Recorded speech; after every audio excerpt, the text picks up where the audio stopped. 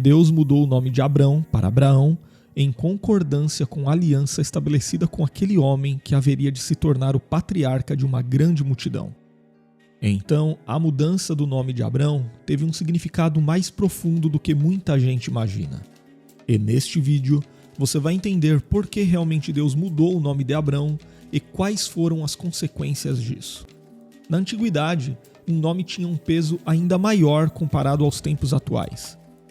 Naquela época, um nome não era um simples designativo, mas era algo que podia expressar o caráter e a história de alguém.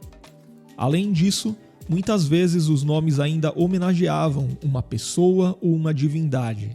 E então, tendo essa peculiaridade em mente, é fácil perceber que quando Deus mudou o nome de Abrão para Abraão, essa mudança refletia também uma transformação na história daquele homem. E a Bíblia diz que Deus mudou o nome de Abrão para Abraão quando o patriarca tinha 99 anos. Isso quer dizer que aquele homem passou mais tempo vivendo como Abrão do que vivendo como Abraão.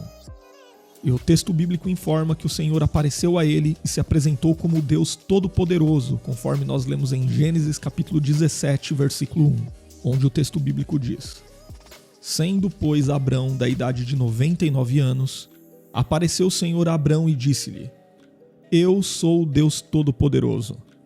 Anda em minha presença e sê perfeito. Em seguida, Deus anunciou que faria uma aliança com Abrão e daria a ele um número extraordinário de descendentes. E foi nesse contexto de aliança que Deus mudou o nome de Abrão para Abraão. O nome Abrão era um nome semítico que significava pai honrado ou pai exaltado. Muitos estudiosos defendem que esse nome provavelmente era uma homenagem a um antepassado ilustre de Abrão, talvez o próprio Terá, seu pai. No entanto, o significado do nome Abrão era um tanto quanto irônico para aquele homem que havia sofrido durante muitos anos por não ter um descendente. O seu nome honrava uma figura paterna, mas ele mesmo não podia ser pai.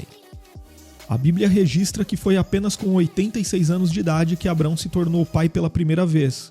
Na verdade, embora Deus já tivesse prometido que daria descendentes a Abrão, Sarai, sua esposa estéril, fez uso de um antigo costume e propôs que Abrão tivesse um filho através de sua serva, Agar. E foi aí que nasceu Ismael. Mas o plano de Deus para Abrão consistia em dar a ele uma grande descendência de sua própria esposa. E foi durante o anúncio da promessa de que Sarai, já com a idade avançada, seria mãe de um filho de Abrão, que Deus mudou o nome de Abrão para Abraão.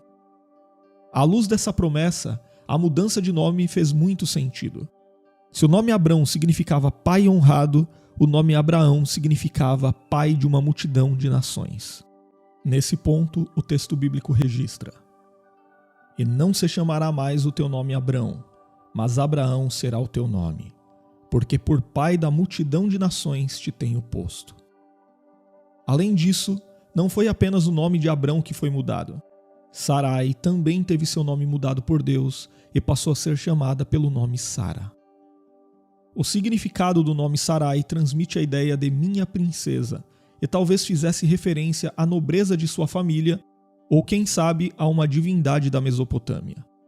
Já o nome Sara, embora pareça ser uma variante do nome original que conserva o significado princesa, provavelmente foi dado por Deus de modo a indicar a nobreza da descendência que teria origem do ventre daquela mulher. Isso pode ser notado no registro bíblico que diz: Disse Deus mais a Abraão: A Sarai, tua mulher, não chamarás mais pelo nome de Sarai, mas Sara será o seu nome.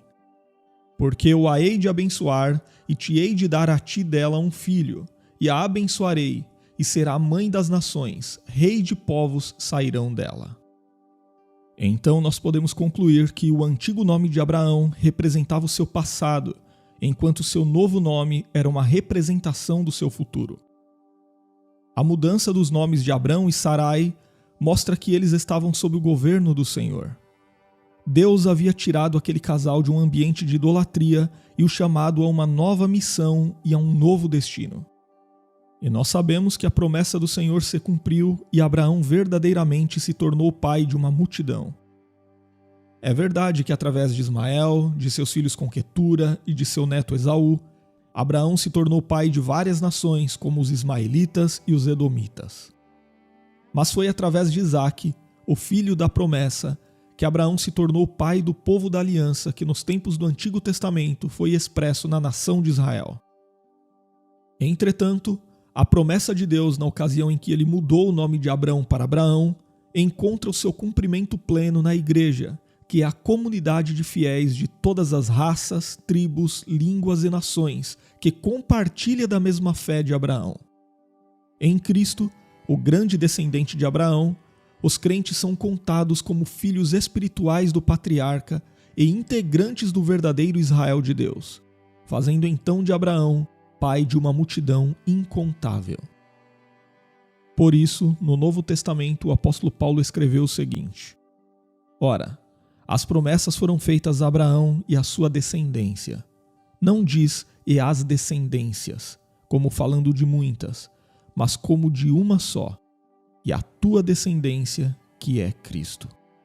E mais à frente, o mesmo apóstolo completou: Nisto não há judeu nem grego, não há servo nem livre, não há macho nem fêmea, porque todos vós sois um em Cristo Jesus. E se sois de Cristo, então sois descendência de Abraão, e herdeiros conforme a promessa.